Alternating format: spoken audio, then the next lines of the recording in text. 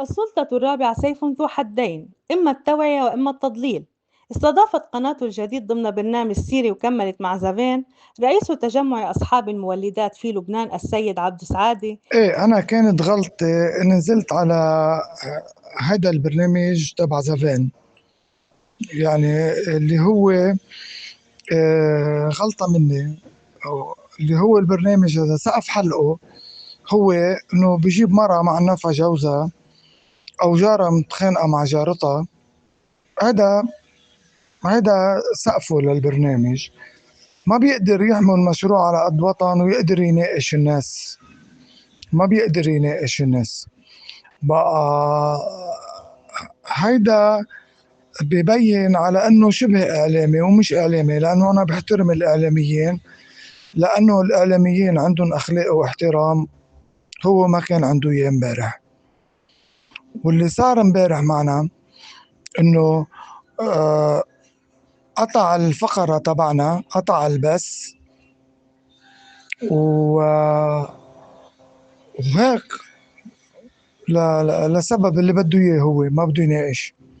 إلى جانب رئيسة مصلحة الاقتصاد في الجنوب ميساء حدرج، وعوض أن يظهر أن تجمع أصحاب المولدات مد يده للدولة من أجل الوصول إلى حل لمشكلة كهرباء لبنان، اقتنص زافين الفرصة لمهاجمة أصحاب المولدات وتشويه صورتهم، حيث قطع البث عن فقرة سعادة وهدف إلى زرك سعادة بالزاوية عبر مطالبته بتقديم تسعيرة الكهرباء على الهواء لتوريطه مع الناس، في حين أن هذا الأمر يصدر عن وزارة الطاقة فقط.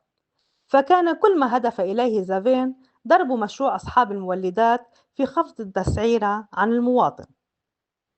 المشهد مضحك هنا، فكيف لزافين أن يهاجم أصحاب المولدات وينسى صاحب القناة وولديه الذي يدج تاريخهم بالفساد، وخاصة في ملف الكهرباء؟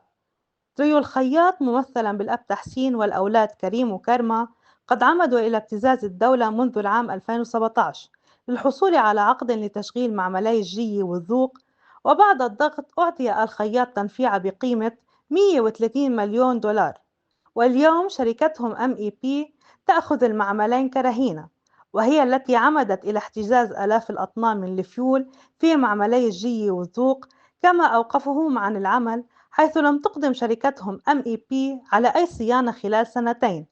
وهذا ما اتهمتهم به وزيرة الطاقة السابقة ندى البستاني، مؤكدة تعطيل المعامل الجديدة من جهة، ومتهمة تريو الخياط بقبض 38 مليون دولار من جهة ثانية.